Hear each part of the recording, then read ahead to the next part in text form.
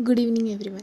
Last video में हमने देखा था अर्थक्वेक की वेव्स कौन से टाइप की थी, बॉडी वेव्स और सरफेस वेव्स, और मेनली पी वेव्स और एस वेव्स का डिफरेंस देखा था और सरफेस वेव्स के बारे में भी थोड़ा देखा था। आज हम पढ़ेंगे शैडो जोन के बारे में, पी वेव्स और एस वेव्स की शैडो जोन। तो शैडो जोन होता क्या है देखते हैं। शैडो जोन मतलब specific areas where the waves are not reported. मतलब अभी देखो, ये है अपना अर्थ, हमने देखा था। वहाँ कुछ अगर नीचे अर्थक्वेक आ रहा है तो वेव्स हर जगह जा रही है, हर जगह जा रही है, हर जगह जा रही है, हर जगह जा रही है। लेकिन कुछ ऐसा एरिया होगा स्पेसिफिक जहाँ पे ये वेव्स नहीं मिल रही, यहाँ के सिस्मोग्राफ ये वेव्स को रिकॉर्ड नहीं कर रहे। तो ऐसे एरिया को, ऐसे जोन को बोलते हैं शैडो जोन। ठीक है, ये शैडो जोन जो होते हैं ना, डिफरेंट होते हैं डिफरेंट अर्थक्वेक के लिए। हाँ बराबर है, क्योंकि क्या होगा, अगर सपोज़ मतलब क्या, अगर यहाँ का अर्थक्वेक है, वो यहाँ पे इसकी वेव्स नहीं मिल रही है। सपोज़ कल को यहाँ अर्थक्वेक आया तो उसकी वेव्स शायद यहाँ ना मिले। तो लेकिन होता कैसे है, लेट्स सी दैट। पर ये याद रखना है कि शैडो जोन हर अर्थक्वेक का अलग होता है। ओके, तो सीस्मोग्राफ्स लोकेटेड एट ऑब्जर्वेशन के हिसाब से हमें ये डेटा मिला था। तो इससे साइंटिस्ट ने क्या इन्फर किया कि सेस्मोग्राफ्स जो लोकेटेड है at distance with in 105 degree. मतलब सपोज करो ये है अपना अर्थ, और यहाँ पे है अपना अर्थक्वेक का एपिसेंटर, या फिर फोकस ले लो, फोकस।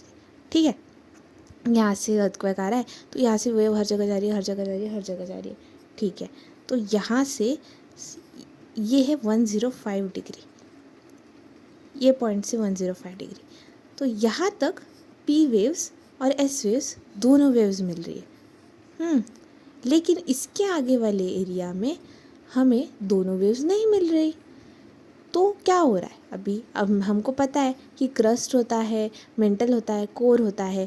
ऐसे अर्थ के डिफरेंट डिफरेंट लेयर्स है। लिथोस्फीयर में हम लोग ने पढ़ा था, डिफरेंशिएशन से सेपरेट लेयर्स हो गए। तो अंदर कोर होता है, तो वो कोर क्या होता है पता है, आउटर कोर होता है, इनर कोर होता है। तो आउटर कोर जो होता है ना, वो होता है लिक्विड स्टेट में, बराबर, और इनर कोर सॉलिड स्टेट में, ये लिक्विड स्टेट में। अभी कल हमने पढ़ा था कि पी वेव्स जो है वो तीनों मीडियम से ट्रैवल करती है, सॉलिड, लिक्विड और गैस। लेकिन एस वेव्स जो है ये सिर्फ और सिर्फ सॉलिड में से ट्रैवल करती है। इसलिए अब जब यहाँ पे आए, आउटर कोर पे आए, तो आउटर कोर तो लिक्विड है ना, तो एस वेव्स तो यहाँ से जाएगी ही नहीं। तो एस वेव्स यही तक सीमित है, मतलब एस वेव्स बस 105 डिग्री तक आती है। इसके बियॉन्ड एस वेव्स ट्रैवल ही नहीं कर सकती, क्योंकि वो लिक्विड से ट्रैवल नहीं कर सकती। करेक्ट। अभी पी वेव्स तो सबसे कर सकती है, तो फिर वो यह इसके आगे क्यों नहीं आ रही है।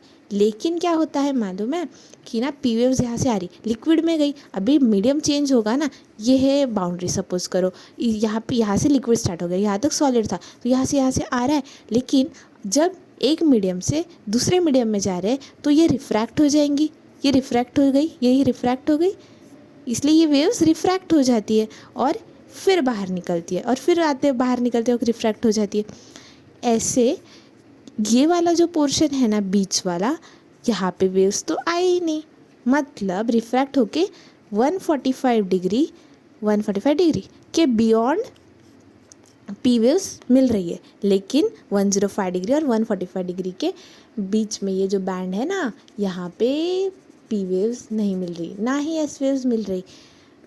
तो हमने क्या सीखा कि एस वेव्स जो है वो 105 डिग्री के बाद पूरे एरिया में नहीं मिलती, लेकिन पी वेव्स बस 105 डिग्री से 145 डिग्री में नहीं मिलती। और ये आउटर कोर लिक्विड है, इसलिए ये अंदर से रिफ्रैक्ट हो जाती है, और इसलिए ये सिर्फ 145 डिग्री के आगे मिलती है। तो ये हो गया अपना पी वेव का शैडो जोन। और थोड़ा क्लैरिटी के लिए हम यहाँ पे ड्रॉ कर लेते हैं, ये हो गया एस वेव का शैडो जोन 105 डिग्री। तो यहाँ से एस वेव से, ये एस वेव से सपोज करो, तो ये सारा जो एरिया है ना, ये एस वेव का शैडो जोन है। यहाँ पे नहीं आएंगी, क्या नहीं आएंगी, एस वेव्स नहीं आएंगी। तो मतलब डिस्टेंस विद इन, मतलब 105 के पहले पी और एस वेव्स दोनों मिलेंगी। 145 के बाद सिर्फ पी वेव्स दिख रही है, और 105 डिग्री से 145 डिग्री में कोई भी वेव नहीं, ना एस ना पी। अब बताओ इन दोनों में से सबसे बड़ा शैडो जोन किसका है, पी वेव्स का कि एस वेव्स का? एस पी वेव्स का तो इतना ही है, लेकिन एस वेव्स का इतना बड़ा है। तो मतलब एस वेव्स का shadow zone is greater than shadow zone of P wave. और कितना बड़ा होता है मालूम? इट्स बियॉन्ड 105 डिग्री ना, तो ये लिटिल ओवर 40% ऑफ अर्थ, मतलब लगभग 40%, और उससे थोड़ा ज़्यादा अर्थ का पूरा सरफेस, वहाँ एस वेव नहीं पहुँचती, लेकिन पी वेव्स पहुँचती है। कहाँ तक? 105 से पहले और 145 डिग्री के बाद। और ये हम एंगल कहाँ से ले रहे हैं? हम एंगल ले रहे हैं एपीसेंटर से। एपीसेंटर से ये अपना फोकस है, और इसके ऊपर जो क्रस्ट पे जो फर्स्ट पॉइंट होगा, क्रस्ट पे जो पॉइंट होगा वर्टिकली अबाव, वो होगा अपना epicentre, just above the focus. ये हमने कल पढ़ा था। तो उस एपीसेंटर से जो एंगल्स रिकॉर्ड किए हैं उस पे हमें वेव्स मिल रही है, और कुछ इसमें नहीं मिल रही। जिस पे नहीं मिल रही वो हो गया अपना शैडो जोन। तो shadow zone of S waves beyond 105 degree पूरा, और shadow zone of P waves कितना? बैंड है, एक बैंड जैसे बन जाता है 105 डिग्री टू 145 डिग्री का बैंड। ठीक है, ठीक है। अभी देखते हैं अर्थक्वेक के कुछ टाइप्स मेंशन किए हैं। टाइप ऑफ अर्थक्वेक्स, एक है टेक्टोनिक अर्थक्वेक्स, जो हमने कल पढ़ा था कि रॉक होते हैं दो, और उसमें क्रिस्टल रॉक्स में फॉल्ट आ जाता है, फिर वो टेंडेंसी टू मूव अपार्ट। ये हमने अपने हमारे फर्स्ट लेक्चर में देखा था, इसी वीडियोस के चैप्टर 3 के। फिर सेकेंड है वॉल्केनिक अर्थक्वेक। वॉल्केनिक अर्थक्वेक में क्या था? वॉल्केनिक अर्थक्वेक क्या होता है? टेक्टोनिक अर्थक्वेक ही होता है, लेकिन वो वॉल्केनो के रीजन में आता है, एक्टिव वॉल्केनो के रीजन में आता है, बस इतना ही फ़र्क है। फिर थर्ड है कोलैप्स अर्थक्वेक। कोलैप्स अर्थक्वेक मतलब अभी इंटेंस माइनिंग वगैरह किसी रीजन में होती है, तो माइनिंग होती है ना, तो वहाँ पे अंडरग्राउंड जो माइंस होते हैं, ग्राउंड माइंस, उनमें जो अगर रूफ होता है वो कोलैप्स कर जाता है कभी कभी, उसकी वजह से माइनर ट्रेमर्स आ जाते हैं, इसलिए वो कोलैप्स अर्थक्वेक्स होते हैं, उनको बोलते हैं।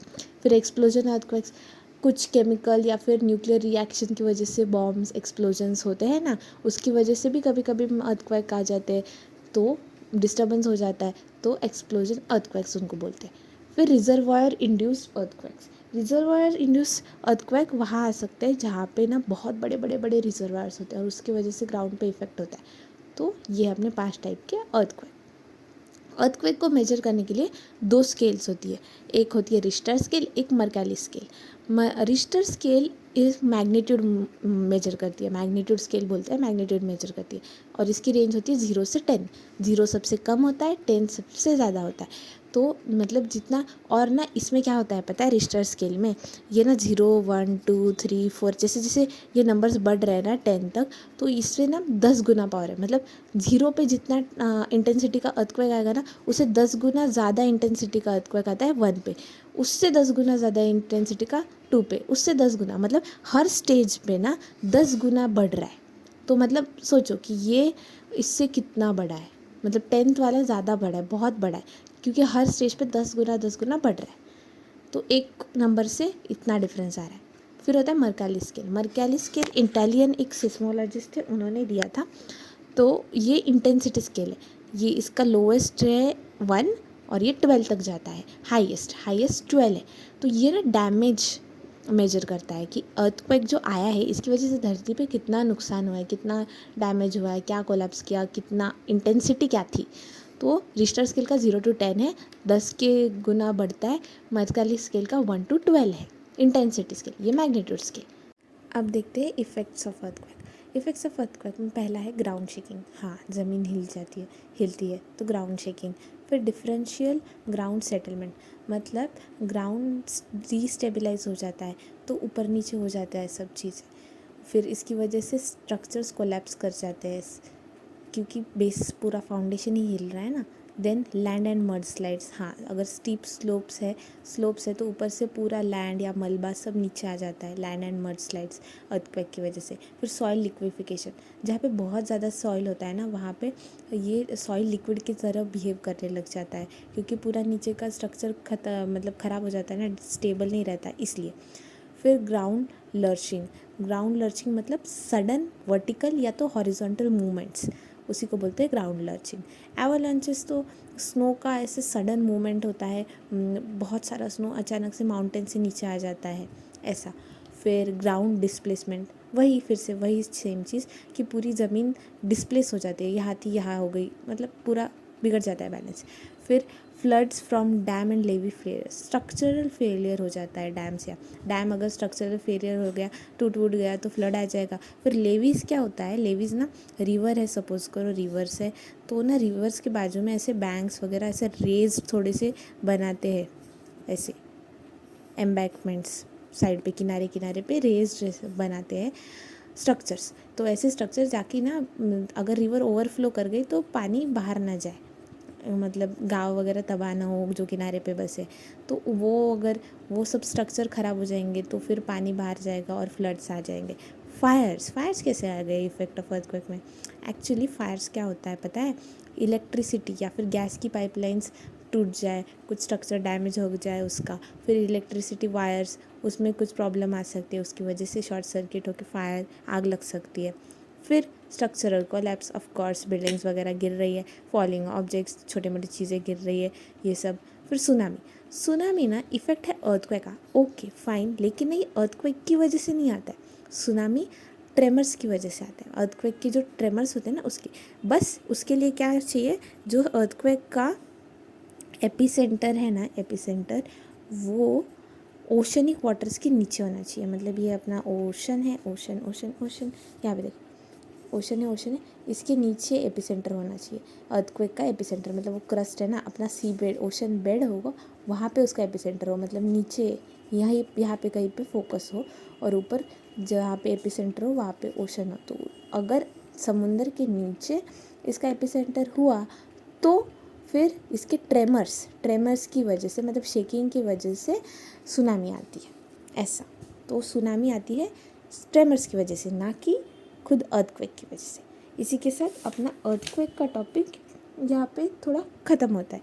बस ये याद रखना है इंपॉर्टेंट चीज़ें कि रिश्टर स्केल, मर्कैली स्केल और 0 से 1 2 3 4 माइल होता है, आगे इंटेंसिटी बढ़ती जाती है। तो सबसे इंटेंस वाले होते हैं 8 से ज़्यादा के मैग्नीट्यूड वाले, 1 2 3 तो मतलब फील भी नहीं होते, एकदम बहुत माइनर ट्रेमर्स होते हैं। और ये 1 2 3 वाले आते रहते हैं, क्योंकि ना अपने अर्थ के इंटीरियर में मूवमेंट्स हमेशा होते रहते हैं, तो इसलिए ये माइनर ट्रेमर्स वाले अर्थक्वेक आते रहते हैं, लेकिन हमें फील नहीं होते।